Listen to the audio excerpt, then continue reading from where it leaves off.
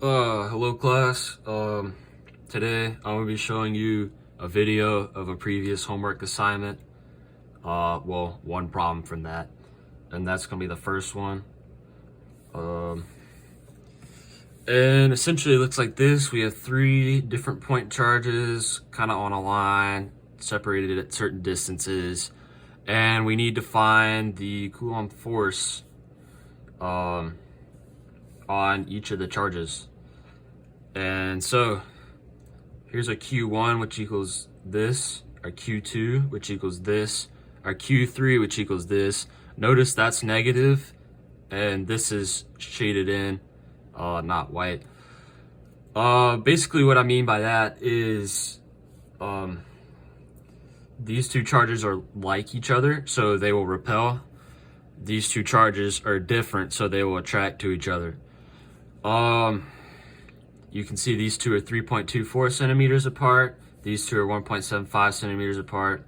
And that's our diagram. I'll get back to what these arrows mean in a later part of the problem.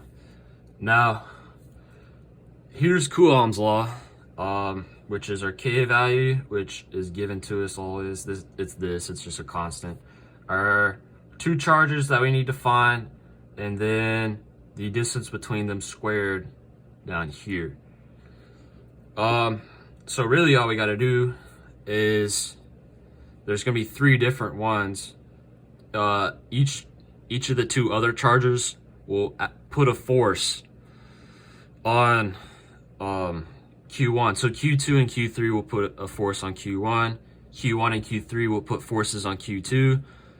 Q1 and Q2 will put forces on Q3. So there's three different ones we got to figure out. And all we really got to do is plug that in. So I'll walk you through the first one here. We have what Q2 does to Q1. So we have our K value, 8.99 times 10 to the ninth.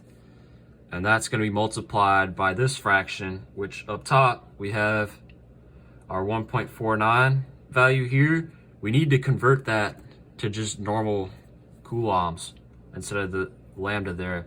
So we're going to multiply it by 10 to the 6. We're going to take our Q2 here, put that in there, also multiply it by 10 to the 6, or minus 6, sorry. So we multiply those together, and on bottom we have the distance between the two, 3.24 centimeters, expressed in meters, and that's squared. So once you put all that in the calculator, we get this value here. So we just do that two more times. You can see 3 on 1, we substitute this for the 3. We put the 3 value in there, and I actually leave the negative out so we can get this. And I pretty much factor that back in my calculations in the next part. I'll explain that. So yeah, you can see we replace the 3 since we're doing 3 on 1, and then here's your 3 value, your 2 value. We get these values.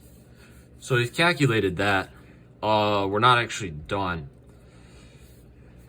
So as you can see up here, we can treat this like a free body diagram where the force on 3-1, since it's attractive, since there are two different types of charges, one's negative, one's positive, they're going to attract each other. So we'll put 3-1 from 1 pointing towards Q3, and then since Q1 and Q2 are alike, we're going to put the force of 2 on 1 going away from Q2. So since we're treating this like a free body, we can move it on down here. And our total force on Q1 is going to be F of 3-1 minus F of 2 on 1. Right? Since they're pointing in different directions. And then once we figure that out, we get our answer, our Coulomb force on Q1, which is minus 72.41 newtons. So then for Q2 and Q3, we do the same. We look at our free body. We say, hey, 2 on 1, these two are like charges, so it's going to be away. They're going to repel. So we're going to draw our force of 2-1 away, pointing away from Q1. We see that Q3 and Q2 are different charges, so they'll actually attract. So we want to draw an arrow towards Q3. And as you can see, both of these are going in the same direction. So we'll actually add them. So we take our two numbers from up here, we add them, we get this 574.97 newtons. And then for Q3, we look again, we say, hey, Q3 and Q1 are different, so we'll draw our arrow pointing towards Q1. We say, hey, Q2 and Q3 are also different, so we'll also draw it the same way towards Q2. And these are added, but here's another thing. Forces that go to the left are treated as negative forces. So while yes, we add the two values, we need to swap the sign here to make it negative, since clearly the resultant here will point to the left. So that needs to be negative. That ended up to be minus 502.56 newtons, which round accordingly in ln kappa. Yeah, that's about it.